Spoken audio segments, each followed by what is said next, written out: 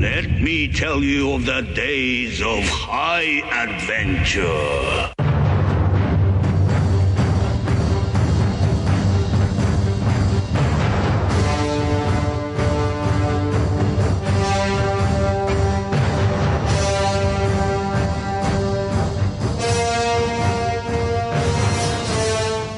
Hey, what's up, everybody? I'm John. And I'm Kevin. And this is 6 Degrees of Schwarzenegger, the podcast where we take a long, hard look at some of our favorite action movies from the era of Arnold. Schwarzenegger is the icon of the genre, and we're taking a deep dive into some of these 80s and 90s cult action movies and breaking them all the way down. Brother to brother. Brother to brother. One to another. Like no other. Brother to brother. Brother to brother. Never knew you existed. Hey, what's up, everybody? How you doing, John? I'm doing all right, buddy. How are you doing? I am excellent. We just threw back a shot of tequila. Oh, yeah, we did. I feel the hair growing on my chest. Just sprouting. It's excellent. So, since we've recorded, Right. I've done a little bit more research, a little bit more looking around. Okay. I want to tell you something that I found out because I tracked down the original, I guess, screenplay to the film. Ooh, I'm intrigued. Because we had been talking about when Webster had Al trussed up in the bottom of the toll booth, and like we were debating, did he live or did he kill him? Right. And I went to the script to see like, oh, maybe it sheds some light. So in the script, Webster comes to Al at Al's house and has got Al and his wife hostage. Okay. And it turns out that the woman that Vincent was banging in the very first scene that we saw him was Al's wife. What? That's freaking weird. God, what a very complex screenplay. I mean, I guess it's not super complex. It would make sense, but man, it would very much sour the relationship between So it seemed like Al and Vincent. it makes Vincent that much more hard to like. Yeah, but then I guess it would also, like, if Al was somehow on the up and up about like what was, like, if he was wise to what was in the back of that caddy, if it was like a special order, and he was like trying to fix it so that Vincent took it as like payback for boning his wife. I do think it seemed like in the screenplay he sort of gave up Vincent because he had sort of figured out that Vincent was betting his wife. Right. So that's what happened. And in the screenplay, he left them alive. Right. Webster left both Al and wife living.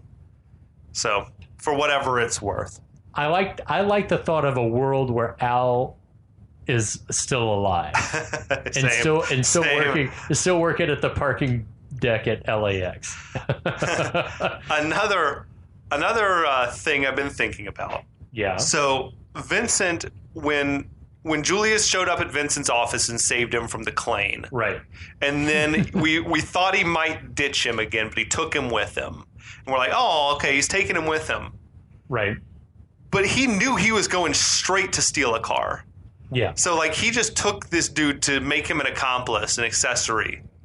Like, and it takes a little bit of the niceness of the moment away because I feel like he just needed someone else to drive his car back. Like, it wasn't so much that he loved Julius all of a sudden. It was like, you know what? I'm going to go steal this car. This guy could come in handy. He knows he's good with his hands. Yeah. He can fight. Definitely. Yeah, I definitely It's shady. think that well, I mean, it's the thing that you immediately take from the character of Vincent is that he knows all the angles, or he thinks he knows all the angles. He's a move or two ahead at all times. Yeah, so he's looking at Julius and being like, you know what? He's sort of oblivious. Seems like a nice enough guy. I can definitely trust him at this point because he's been whipping ass in my name. Yes, he could help me steal this car in some fashion. Also, I gotta say, why is Vincent / DeVito so fucking New Yorky or New Jersey? That's also a great question. I mean, is that just me, or does DeVito read that way to you always? Does he have an accent? He always, well, especially in this, I think that he always comes across as a little bit like a New York Italian. I looked him up. He's from New Jersey. He's from like Asbury Park. Okay. On the shore. Oh, that's my friend Scott's from Asbury Park. Yeah. New So, Jersey.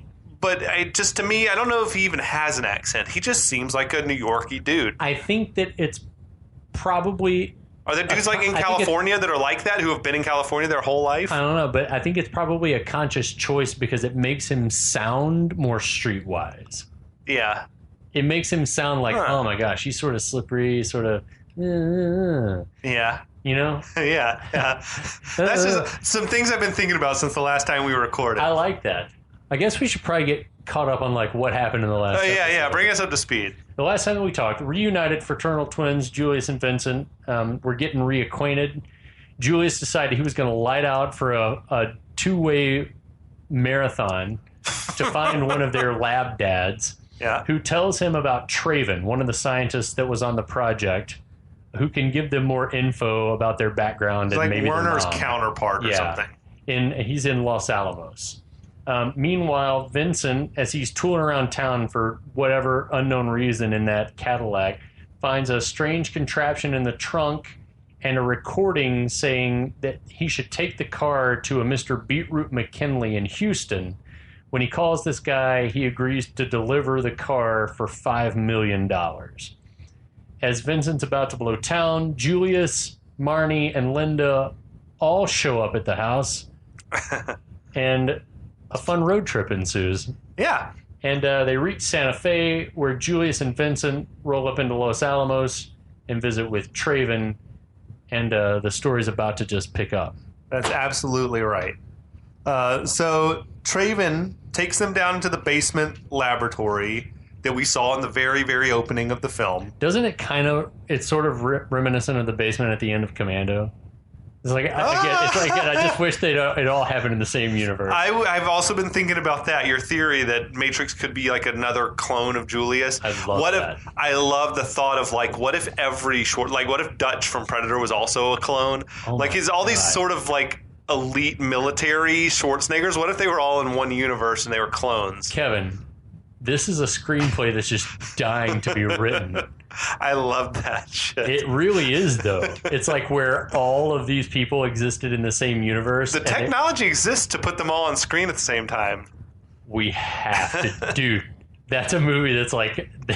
That shit would make $1 billion. I would love it, dude. I would love it. All right, that's after this episode. Okay. We're going to write that screenplay. So, Traven basically tells them the lab's been sealed since the day after they were born. Okay. Without it's pretty clean in there, so at least they cleaned up the mess. At least they wiped it down. We'll put some Lysol on that. So another question then that came up. So Vincent was born here in this lab in a basement in New Mexico. How did he wind up in an orphanage in Los Angeles, like the same town where his biological mom was also living? Why would they not put him in a New Mexico orphanage? It all seems or in a dumpster. To me, it would seem, I don't know. It's like a New Mexico orphanage would be kind of great, but yeah, it's like there's something that wasn't explored. At least it wasn't explored in the movie, but I think maybe it was thought about in the writing process. I wonder if we want to drop him off in a terrible environment and just observe, but then they forgot to observe. I found myself wondering if, perhaps Werner took Julius and Traven took Vincent, and Traven, after, 6 months, is like, fuck this. I'm dumping this kid.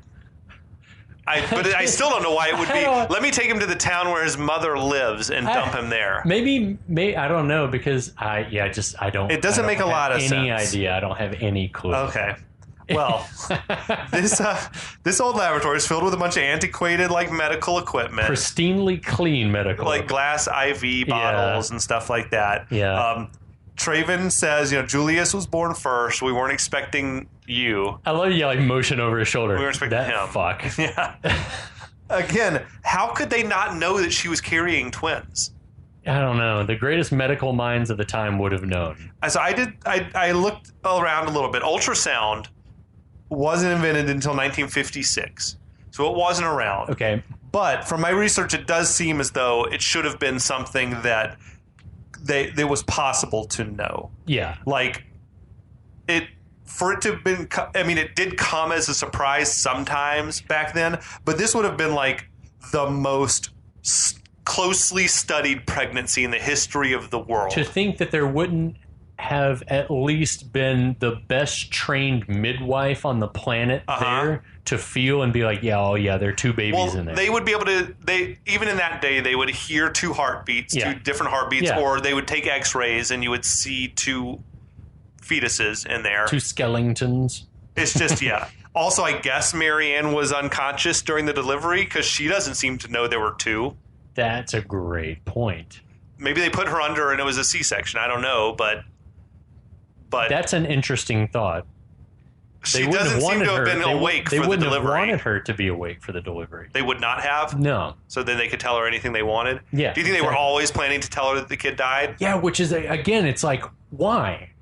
Just for the sake of the, what was the point? Well, they wanted to raise the kids. They didn't want her raising the kid, I guess. Because attachment to, a mother? Well, they just wanted full control. It's so weird. It becomes more diabolical the more we talk about it. It's like... These scientists were ruthless. Yeah, it's a ruthless plot. So, Vincent's looking around. He goes up to whatever that device is. He's like, I guess this is where you made the milkshake. Traven absolutely jumps on his ass. We weren't making a milkshake. We were making the most fully developed human the world has ever seen. And then Vincent is like looking Mr. Brightside. He says, instead of one perfect kid, Mom had the two of us. Way to go, Mom. And again, Traven, just brutal. Wrong. The embryo did split in two, but it didn't split equally. All of the purity of the strength went into Julius, and all the crap that was left over went into what you see in the mirror every morning. All right, well, let's just pause. Let's hit the pause button right there. There's no way that they could know that things like strength or purity went into a child. They could maybe... I don't even know how advanced genetic study was back then, to look at how much of the qualities of the dads... Were you just talking about genetic purity and strength? I don't know, man. Genes were very strong? It's pretty... This is the blonde-haired, blue-eyed ones, so... It's so fucked up. It's so wild. Also, the words he's using are all wrong. I did research. So, the stages of pregnancy are first the fertilized egg is a zygote. Then it becomes an embryo later. Then it becomes a fetus. I don't know exactly how it works. But what I do know is that an embryo can't split. Right. A zygote can splits. split. But if a zygote splits, then it's going to be identical twins. Right. If to have fraternal twins, am I saying that right? Fraternal is non-identical? Yep. Then it's two different eggs and two different sperms. Right. So there'd be two zygotes, not one that's split. These guys are morons. He should know this. Yeah. Right? Yeah. I don't know how that happens, except that it was written by someone who did do the research. It's bad writing. We get the point, I guess, but... Yeah. Or do you think that him saying the zygote sounds less impressive it sounds less... People are like, what's a zygote? What the fuck's a zygote? That's true. And I can see that. I can see that. Huh? I can see it. Yeah, people know what an embryo is. But it's beyond harsh. Yeah. Beyond harsh. Vincent is understandably, he's hurt by this. Yeah. He wants to hear more. Yeah, he's a glutton for punishment. He's like, I'm a side effect? You're telling me I'm the leftover crap? I'm the leftover crap that I'm no good? Oh, it's so sad. Yeah, Traven tells him, again, Traven, heartless. He's like, you're not smart enough to understand this, and I don't have the time to explain and it. I'm just wondering, from a purely clinical standpoint, that a lot of technically minded people, like doctors and stuff, they only think in terms of, this is the dictionary definition. This is the medical definition. Yeah. And it would never occur to someone like Traven to have a bedside manner, perhaps. Well, I was also thinking, because I can't understand how he's this cold-blooded. He's got no remorse. He doesn't feel bad about putting Vincent in an orphanage or anything. It doesn't seem. But how would he know he's not smart enough? Yeah, he doesn't know. He dumped him he couldn't even speak yet. We feel. Do you think he's bitter because Werner got to go off and work with Julius and he got stuck with Vincent, or nothing at all? Or Werner got all that Nazi gold to fund the project? I don't know. He's it's just I'm stuck here in the basement, and Werner's Los off Alamos. in Fiji or whatever. I'm stuck in the desert in the U.S. and Werner gets to go to Fiji. Yeah, I don't know why he's so bitter and hateful toward. But because He seems to hate Vincent. Is he mad because he ruined the experiment because he was a flaw in the experiment? I bet you perhaps? that's it. He's like, yeah, that's my guess, is that somehow Vincent was like he gummed up the works. Like you weren't supposed to happen, and you fucked up what we were working to achieve. Maybe it was like, maybe that's what happened. Is there were two twins? Oh shit, we got to pull the plug on this whole thing. Another thing is, like, had he made a bet with someone that the embryo or zygote wouldn't split, and he lost, and he was fucking pissed? It cost him like a He's year's bitter salary the or rest some of his shit. life. I don't even know. But Traven goes to leave. Julius grabs him by the lapels. Hey, dickhead, tell us where our mother is. I love it. He's like, I love that the actor playing Traven gives a like so freaked out that he's like, it takes him like a second to, like, he has to shake himself into consciousness to remember where. He's like, Whispering Pines, it's an artist colony north of Santa Fe. I think about someone the size of Schwarzenegger grabbing you would be scary. Especially if you're Traven size, who's not much bigger than DeVito. Maybe Traven mixed a little bit of himself in the milkshake. Well, that's the thing, is that I remember as a kid watching this movie and thinking that there were similarities between Schwarzenegger and Granger, Schwarzenegger and Werner, you know, He's like the tall German, and that then there were similarities between Traven and DeVito, and it made me wonder. Even as a kid, I was like, is he like why is he so mad? But it's like, but they were the ones that resembled each other. Yeah, and I was like, maybe he's bitter. He's got like that complex of whatever. Yeah, it's like, I feel inferior, so someone who's physically similar to me is inferior. Yeah, I don't know, man. it's interesting. Yeah, so anyway, Whispering Pines, north of Santa Fe. Yeah, he tells him she's at Whispering Pines, it's an artist colony. Julius says, if you're lying to me, I'll be back. Naturally. That's what you say. So Schwarzenegger has said some variation of that line in all 5 of the Terminator movies he's been in. Yep. And also in 10 other movies that he's done, like including this one. Every movie some we've variation. talked about. It's like, you got to work that in. John, I'll be waiting, John.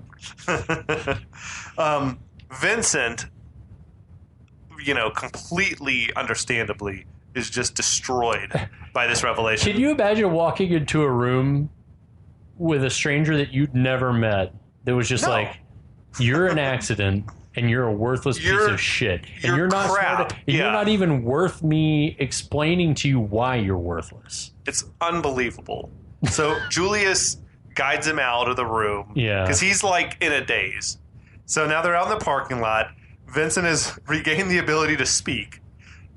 He just says, my life just got flushed down the toilet.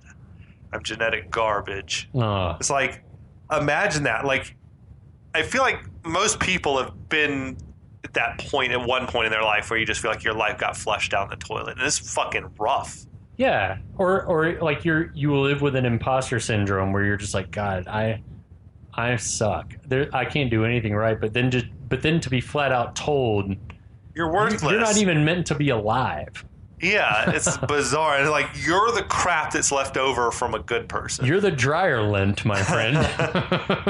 Julius, he tries to uplift him. He says that we're twins. We're basically the same. Aww. He's really trying hard. Julius. Vincent points out, we don't look the same. We don't act the same. We don't talk the same. We don't dress the same. And Julius is like, I know. He's like, if we're so much the same, how come we're so goddamn different? This is a good point. It's a great point. And Julius is full of that wisdom. Very pragmatic here. He says, we had 6 dads. It's like a lot of different parts from a lot of different people.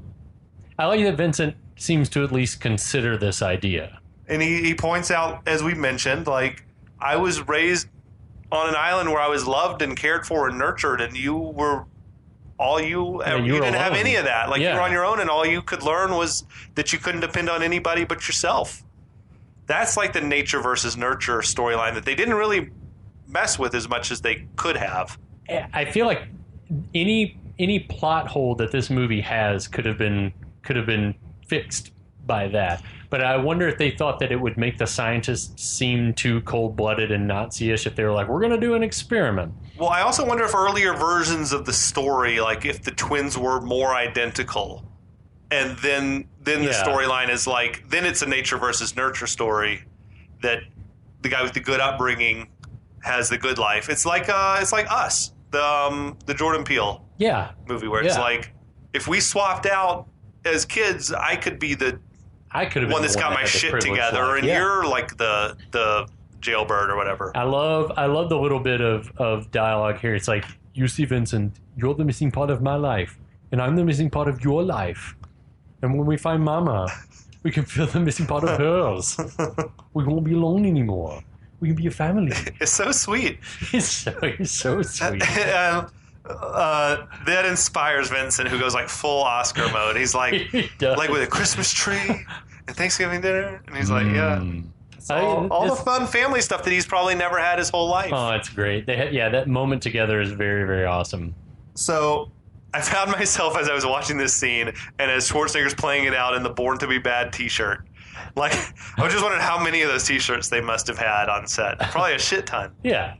Also, I don't think we ever talked about this, that the plan B for this movie was basically if Schwarzenegger and DeVito passed on this, then it was going to be Hulk Hogan and Christopher Lloyd playing the parts in this movie. Like, that was if Schwarzenegger and DeVito had wanted to go do Suburban Commando. So yeah, we talked about this before. So that was the trade-off, right? It was like one of these do you guys want to do, and the other, whichever one you don't want to do, is going to be Hulk Hogan and Christopher Lloyd. And I can't imagine Hulk Hogan trying to play this scene. I can't either, at all. I've never seen him show any type of range. I mean, I haven't seen all of his movies or whatever, but I've never seen him play anything other than a one note like Thunder Lips from Rocky 3. Same. I just can't imagine him like consoling someone. No. I don't know. Not in any believable fashion. Yeah. Also, it's just weird the way Hollywood works out. Like, I wonder if this movie would have been garbage and Suburban Commando would have been really good. You know, because DeVito and because of the casting, and if they had the right director and, you know, writers come in and rewrite it or however that shit works. I think Suburban Commando didn't come out for a couple years later. It's like weird how this one got fast-tracked because of who was attached, and the other one goes on the shelf for a while until all the pieces come together or whatever. It's bizarre. But I remember going to see and being excited to see Suburban Commando. And then I was just like, oh, I don't know that I've ever seen it. Movie kind of sucks. Even as a kid. Probably more than kind of now. Well, now I can think about it sucking. I think at the time I was like, well, it's fine because we got it at Blockbuster on Friday night and we ordered Domino's and everything fucks on a Friday night. When you got pizza, man. It doesn't matter. Hell yeah. That's awesome, dude. So now, cut to, we're back in the Santa Fe, like it seems like the historic district. Yeah, what a great town. Vincent's taking Julius to get some new clothes before they go to find Marianne. Yeah, I love that. I'm not going to introduce you to my mother looking like a goat herder from Albania. He's like, I feel fine the way I am. It's like, yeah, but you look like a. And like then the clerk comes up. I wonder what the rest of that was going to be. Why did the saleswoman just come straight to Vincent and talk directly to Vincent, not like to both of them? It was like, oh, excuse me, can I help you with something? Like, no one knows. It's odd. Maybe she could tell he's in charge. Yeah. He looks in charge. Now, this is probably like the iconic image from the film, and they come walking out in their matching suits. I was talking to... like right out in front of the cathedral? Yeah. I was talking to a woman the other day. She couldn't remember if she'd seen this movie or not, but she remembered the matching suits. Yep. She's like, they were wearing the matching suits? And I'm like, yeah. So that tells you that moment is like larger than the movie, perhaps. Yeah, everyone remembers from the movie trailer at least seeing the two of them walking and slinging their jackets over their shoulders. When Schwarzenegger slings it over the top of DeVito's head. Exactly. Beautiful. Now, Vincent's telling him, you got to loosen up a little bit, the way you walk. You ever seen Frankenstein? He's like, I read the book. Like, well, that's not going to help us. He tells him, walk like you're moving to music. He's like, oh, I like that. He gets loose. It's just weird. Did you notice just like the sheer volume of personage, just crowds, just hundreds of people walking aimlessly back and forth behind them? I wonder if it's ever that crowded. Maybe I'm sure it is in the summertime, but it's like still just the sheer number of people walking backwards and forwards behind in either direction, I was just like, this is distracting. Why is no one walking to the sidewalk? Like on I the don't sidewalk? know. They had the road closed or something, it seemed like. sure. But man, DeVito and Schwarzenegger are so good together. They are. They really it's are. a beautiful thing. Now, back at the motel, we got Vincent is singing the Tonight's Your Night Bro song. Tonight is your night, bro. It's your night, bro. Tonight is your night, bro. Is that a real song? Or is that just made up? I think he was He's riffing? I think he was just ad-libbing the whole thing. That's amazing. Tonight you're gonna get a hooner. It's weird that they're changing back into the same clothes they were wearing earlier, but I guess they freshened up. And that was my assumption too, is that they took off their clothes. They probably went and ate dinner. Okay. Now, they're preparing to meet the girls for a double date. Julius is telling Vincent that all the singing's making him nervous. You're making me nervous. It's like, I've never been on a date before. I don't know what to do. It's like, I feel that way. That's me before any date. Yeah. I don't know what to Absolutely. do. I have no idea what's going on. Vincent says it's easy. You just talk to her, buy her drinks, dance with her. Julius reveals he's never danced with someone before either. Yeah, it's interesting to think about it. What, 35-year-old? Yeah. They talk about, earlier when he was like a 230-pound virgin.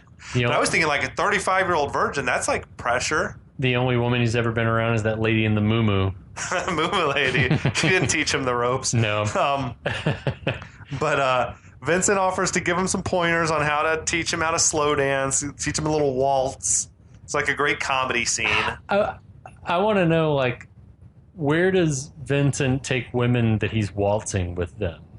I do. I love all the lines are funny. He's like, grab my hand here. And he's like, He's like squeezing real hard. He's like, let the blood flow through the fingers. I also like when he says, when I romance a girl, I waltz with her. And Schwarzenegger, who says, like Strauss, which that's a pretty decent joke, as Arnold is Austrian and Johann Strauss Jr. was the waltz king. And like that's were his Viennese songs waltz. Called like the this waltz, that waltz? There were like so many, like, waltz must be a German or Austrian word. Viennese, waltz. Yeah. Yeah. And so the dance itself, but then there are like countless waltzes, and that's why Julius is immediately heartened by the idea of waltzing. He's heard that music before. Yeah, he's like, oh, I know, 1, 2, 3. 1, I do like 2, that. He's 3. like, 1, 2, 3.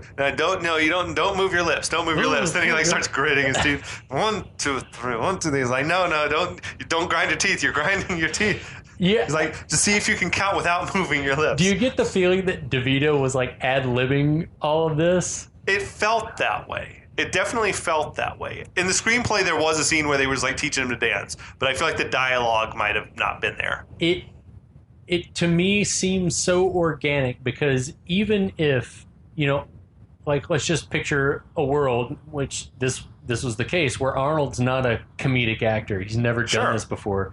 And then you're working alongside one of the best in the business. And he's like saying, improvise with me. And who better to put you at ease and to make that scene believable if you're a little stilted and... I mean, the casting in that situation is brilliant. Well, they were playing to both of their strengths. Yeah, big time. It's like, you're kind of stiff. You're not known for being funny, so you can be stiff in, the square. And then don't worry, I'll talk you through it. Oh, it's so good. It's so, the DeVito is the heart and soul of this movie. I like when he gets him sort of dancing, serviceably. He's there you go. You're not wrestling a boar 300 miles southwest of Fiji. I love that shit. So now it cuts to the honky tonk where Julius, he seems to have the hang of it. He's dancing with Marnie. You got Vincent dancing with Linda there. The dance scene is fucking insane. This is some grade A honky tonk dancing music. It's a song "I'd Die for This Dance" by Nicolette Larson and fucking Jeff Beck. Jeff Beck on lead guitar. It's awesome. It is good. I'd die for this dance. The whole the synchronized routine they have going is blowing my mind. They're there's some groping going on. They're all choreographed. They're when they send the girls off, and then Vincent and Julius are dancing with each other. What would happen if you were there and you were witnessing this happening? Or you'd be like, "What? Who are these fucking people?" I think that it would be like in a lot of other scenes in movies where most of the locals would be like, just sort of drinking heavily and just like either laughing or shaking their heads, being like, "What the fuck?" Yeah, they do. They're like thrusting their crotches, and then it's just weird. But you know, oh wait, and then things got like real sexy. Yeah, with Marnie and Julius, like the music slowed down. You got the Jeff Beck solo. I guess Julius is getting his first kiss. It seems like. Yeah, it's probably his first kiss ever if it wasn't from Moo Moo Lady. Yeah, unless he like snuck one in the Cadillac, but I think they would have shown it if it had happened. Yeah, I think that this is his first kiss ever. Now they're back at the table over beers. How many pitchers of beer do you think they are in at this point? It looked like maybe 3 pitchers were there. Several like glasses are around. Julius is teaching them the history of beer. You and I are having a couple of beers. That's right. Dos Equis, Amber you're, like, Especial. You're keeping it, whatever. Well, I did it with our shot of tequila earlier. I am sipping on one of my new favorites, Sweetwater's new hazy IPA. It's so good. Delicious. Yeah, check it out if you have access to that. So beer is the 3rd most consumed beverage in the world. Okay. The 3rd most? The 3rd most consumed beverage in the world. All right. Wine. Okay. Water? Yeah. Okay, I was thinking spirit, alcohol. All right. Okay, so water. Anything. Beverage. Water or milk? Tea. Uh, Water, tea, and then beer. My next guess was going to be coffee. Okay. Yeah. That makes sense. You think about the tea drinking population of the world is huge. Most of Africa, India, China. China, yeah. Crazy. And all of everywhere else, everyone's got it figured out. Tea is where it's at. Yep. So they're very impressed with Julius's beer knowledge. He's teaching them about how like the Egyptians and the Middle East, like, you know, they invented the fermentation process and all this stuff. I love he knows a lot about everything. She's into it. Yeah. So Julius is like lamenting the fact that he's like, you know, I never had a beer before tonight. He's like, it's the story of my life. It's all theory, no practice. And then Vincent is just like, well, we're going to change all that, aren't we, Marnie? Like, just implying, like, you guys are boning tonight. Marnie's like, yep. That's a weird dynamic where everyone at the table knows these two are fucking later. Yeah, we're going to fuck. It's going to be fine. They know it's going down. So, this is weird. Julius asked Marnie, am I shit-faced yet? When that cracks everyone up. Yeah. The table's like laughing their ass off. Yeah. Nothing's ever been funny. Just to hear Julius say shit probably cracked him up. True. So Vincent says, you know, I got to go. My back teeth are floating, which is a gross way to think about that. My mouth is full of urine. Just urine's backed all the way up. I've got to pee so bad, I've got piss in my mouth. He heads off to the bathroom. Julius is like, I got to go check if my back teeth are floating. It follows him. Gross. Now we're in the bathroom. There's like the more synchronized action, synchronized urination. Yeah. It's weird. Julius is drunk. Like all of their conversation's so adorable though, and like the pissing in the bathroom. He's like, I don't know if Marnie really likes me. Yeah, she's like clearly does. She is like one step away from fucking you at the table. But yeah, Vincent points out she clearly does. Yeah. So Vincent's like, you know, you're just nervous because it's your first time. Perfectly natural. What if your first time was going to be with Kelly Preston? It wouldn't last long. I don't think it would last long. But it'd be like 40-year-old virgin action. It'd be like 2 minutes later, like you're ready to go. And then you're going to do Age of Aquarius. Yes, indeed.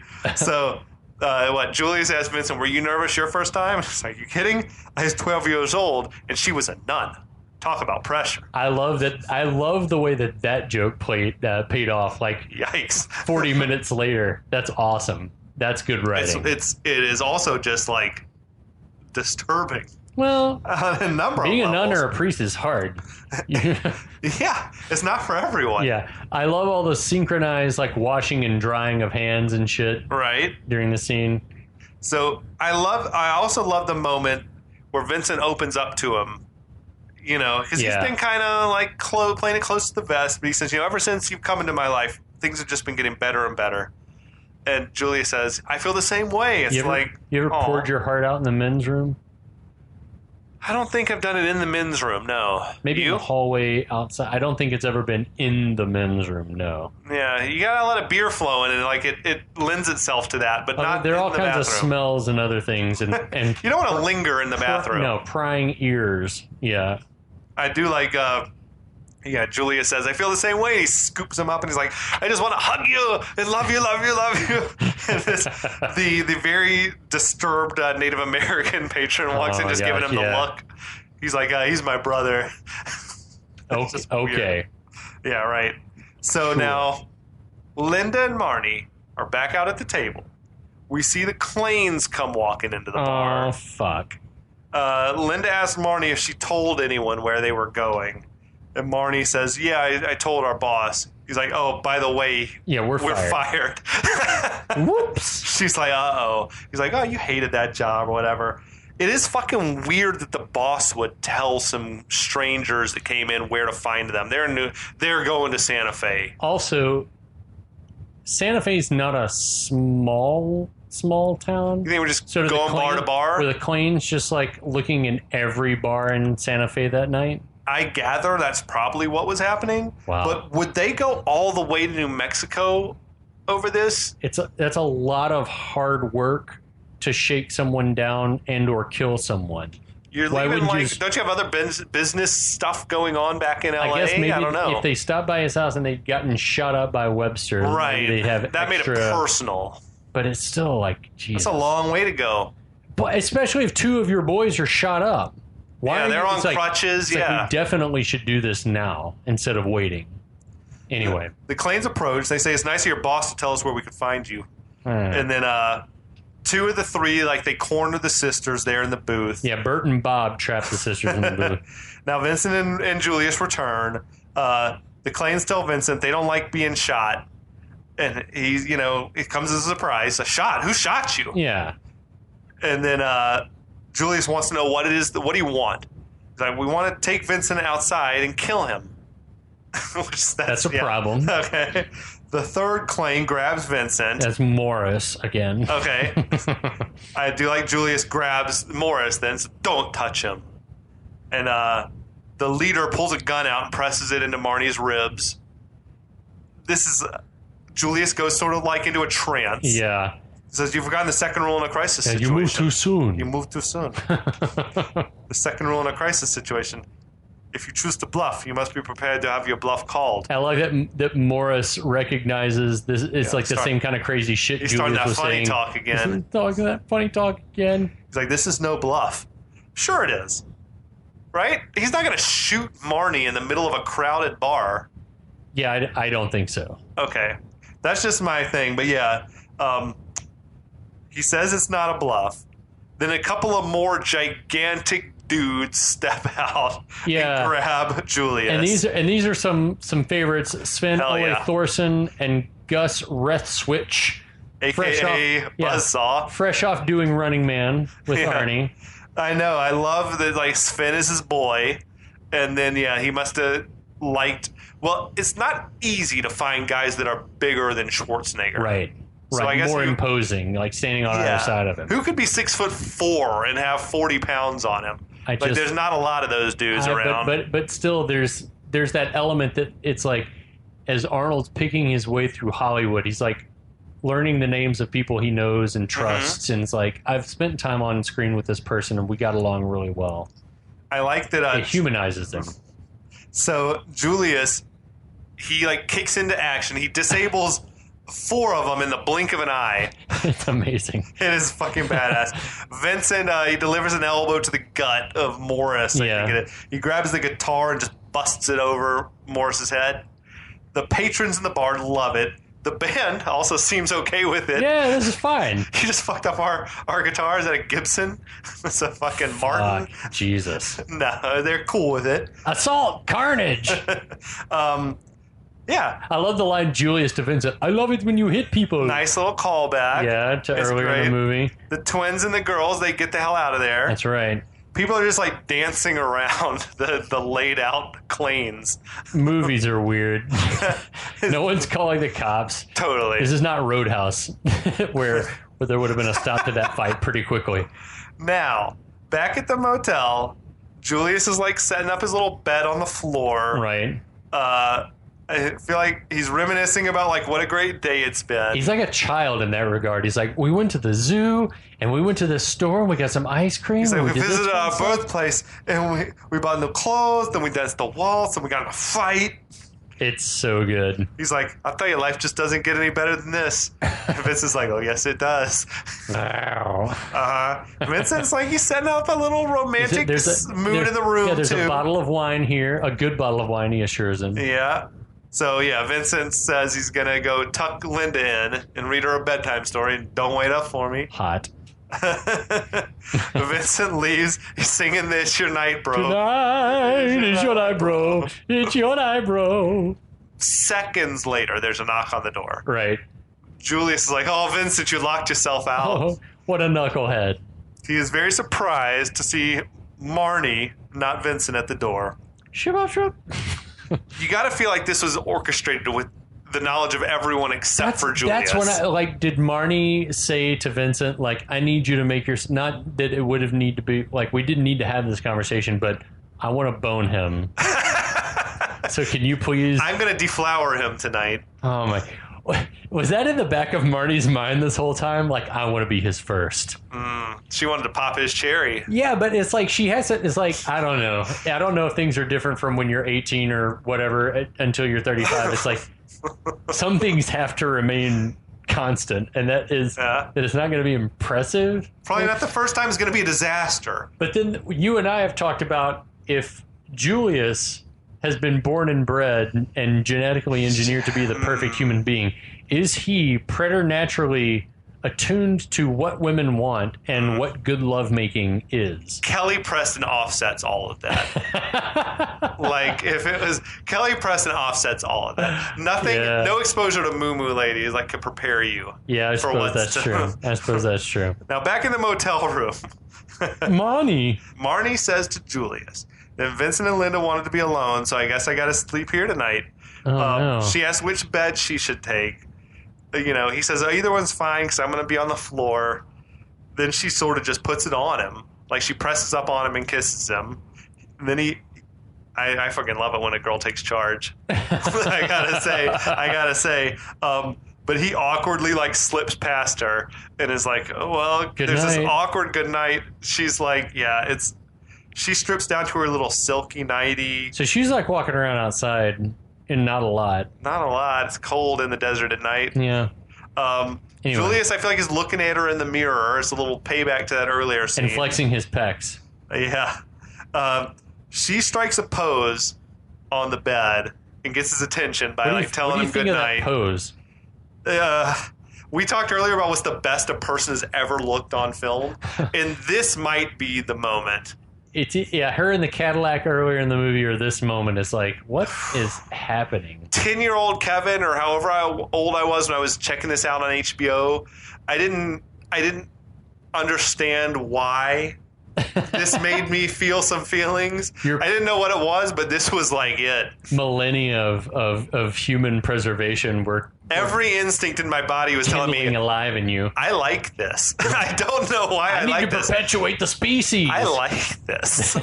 Visually, I like this. I love that she says, Julius. Good night. Good night. Yeah, she's like, again, he's just poor, awkward, hopeless Julius. Is like, good night, and plops down. And, like, they're both just clearly frustrated. Julius is laying on there on the floor. I feel like he, like, smothers himself on a pillow. He pulls the pillow over his head. Marnie is, like, in bed just waiting for whatever is supposed to happen, but it's not happening. Then she sort of takes action. Oh, no. What's the matter?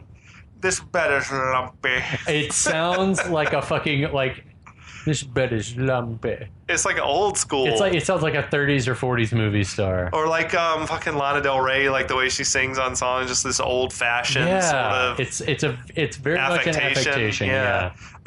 She's asking, do you mind if I share the floor with you? Good for Marnie. Yeah.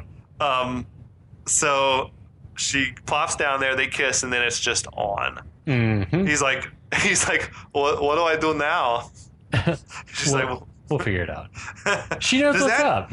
He has to know the mechanics, right? Even if it's from books. Yeah. Okay. I think that he knows where it goes. he is a gentleman though. He doesn't know. He doesn't know. He doesn't want to presume. Like he has no experience with consent. With like he says he has the utmost respect for women, and so he wouldn't just charge in. I appreciate the fact that he'd be like, he's probably waiting for cues from her to be comfortable and stuff like that, and she's like, "We got this." He's also like he's a fucking beast. Yeah, he's probably like, I don't want to just destroy you without knowing that you're into it. I will literally smush you under my weight. So over in Vincent and Linda's room, Vincent gets some late night workout in. All you have to do is some sit-ups and push-ups and some leg raises. Yeah, he's like, I love that whole shit. His count is like, he's counting like 75, 76. It's like, I don't think that, I like Linda telling him like, you look really good. He's like, you're right, what am I worried about? Is Linda the best girlfriend ever? I love that where he's like, you're right, what am I worried about? Like, I don't know, you got it all. She is way too good for him. She's so supportive and so out of his league. Yeah, I've been in that situation too. I fucked it up, but it's so sad for like him to be thinking, what if she's disappointed in me? What if my mom's disappointed in me? Well, he admits, right? He's nervous about it. He's like, what if she? Yeah, I could see it. Yeah. Especially like he hasn't led the best life up till now. I mean, I guess, he's self-conscious about all that stuff. So Linda's like so encouraging. Yeah, she's the best girlfriend in history, I would say. She suggests, out of nowhere. Maybe she was buttering him up. Because she was drunk. She suggests that they move in together when they get back to Los Angeles. And Vincent's just very, like, he gets spooked. He's like, oh, no. He's like, not. She's like, not, no. He's like, yeah, he doesn't like it. He's trying to talk her out of it. She's the best he could ever hope for. Yeah. I think. Far and away. She doesn't mind that he's kind of a dirtbag. Right. That he's, like, got a very promiscuous past or present, whatever. Yeah. But I do, maybe there's like maybe reverse psychology is like part of Vincent's game. But I do like, she's like, I don't want to get married, and it's not that I want to keep track of you because I don't need to. I just want to live with you because I think it'd be fun. That's sweet. I do like, he's like, do I look like someone that can play house? He's like, I'm grumpy in the morning, I'm moody in the afternoon, it's like, I'm miserable. She's like, I know how you are. I know how you are. Yeah. It's a sweet moment. He's like, well, look, tomorrow I'm taking my best girl to meet my mom. And she's like, your best girl? He's like, yeah, you. There's no other girls. Not anymore. She that puts is it back. awesome. She's like, good. You know why? Because I only have eyes for you. Oh, that's and he's like, oh, you like that song. And the music sort of, the song fades in. They're going to get down to it. Now, back in the other room, Julius and Marnie both seem quite satisfied. Yeah. She's smoking, which is movie for that was good. That was good, and she looked good doing it too. And smoking is like inherently not the most attractive thing to me. I read a thing in the Times today. Daniel Kaluuya, the actor, was talking about his performance in Judas and the Black Messiah, but talking about how he wanted to be able to smoke authentically because he would watch people's performances and be like, that person's not a real smoker. Okay. Watching Kelly Preston, I was like, that looks real. She's comfortable smoking the cigarette. Yeah, it wasn't her first time, I guess. Yeah. I don't know. I used to be fascinated by how long the shot lingered with Arnold without him blinking. And I just looked at it earlier today because I was like, in my mind, it was like a minute. And it was 10 seconds. Yeah. It was literally 10 seconds. Still, that's not long at all. Job. But he is like, I mean, I know that feeling too. Utter bliss. Yeah, it's amazing. So that, I think, that's a good capper to this episode. Yeah. We'll get to all the action, the exciting conclusion. The exciting conclusion next week. The splitting of the embryo, as it were. I guess. I don't know. All right, see you guys later. We'll be back.